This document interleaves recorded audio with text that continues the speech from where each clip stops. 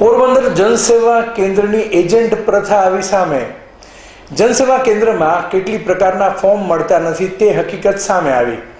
વહેલી સવારથી લાઇનમાં ઊભા રહ્યા બાદ કહે છે ફોર્મ દુકાને મળે છે। બહાર ઝેરોક્સની દુકાનના કમિશનિયા કર્મચારીઓની હકીકત આવી સામે।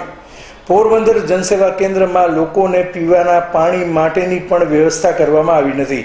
જનસેવા કેન્દ્રોમાં ફોર્મ ન મળવાને લીધે મોંઘાદાટ ફોર્મ લેવા પડે છે। જે ફોર્મ મળે છે તે ફોર્મના 20થી લઈને 50 રૂપિયા સુધી નાણાં ચૂકવવા પડે છે। જનસેવા કેન્દ્રમાં શૌચાલય અને પીવાના પાણીનો પણ અભાવ છે। કમિશનિયા કર્મચારીઓથી લોકો ત્રાહિમામ પોકારી ગયા છે। જનસેવા કેન્દ્ર માત્ર 2 કર્મચારીઓએ પણ કમ્પ્યુટર ઓપરેટરના ભરોસે છે। કોઈ અધિકારી ન હોવાના લીધે જે કામ તાત્કાલિક થવું જોઈએ તે 4 કે 5 ધક્કા ખાવાથી થાય છે। જનસેવા ફોર્મ ન હોવાથી બહાર ઝેરોક્સની દુકાને તગડી રકમ ચૂકવી ફોર્મ ખરીદવા પડે છે। અહેવાલ અશ્વિન ઠકરાર। મારું નામ અજય રામદેવ કારાવદરા છે। હું ભેટકડીથી આવું છું।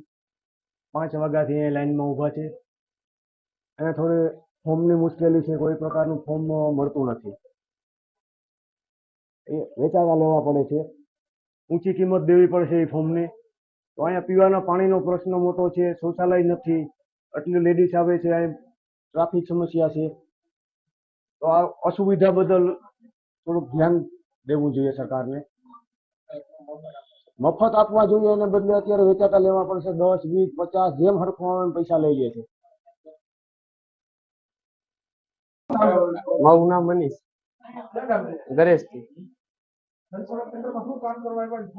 જાતિનો દાખલો કઢાવવા આવ્યા। ફોર્મમાં શ્યામમાંથી લીધું। શ્યામ ઝેરોક્સમાં મેં નહોતું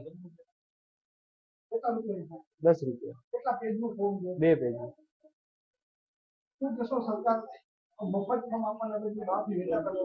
મફત ફોર્મ આપવાને બદલે 10 રૂપિયા દેવા પડે છે। ખોલવામાં બોલ ટાઈમ લગાડે છે।